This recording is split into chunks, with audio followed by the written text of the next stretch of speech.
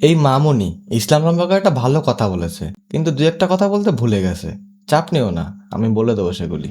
আগে ভিডিওটা দেখে নাও। আচ্ছা, ইসলামের পিছনে পড়ে থাকার রিজনটা কি? এদিকে আমেরিকা ইসলামের পেছনে, ইসরায়েল ইসলামের পেছনে, চায়না ইসলামের পেছনে, এখন তো ভারতীয় জনতা পার্টিও ইসলামের পেছনে। তার মানে ইসলাম সবার আগে।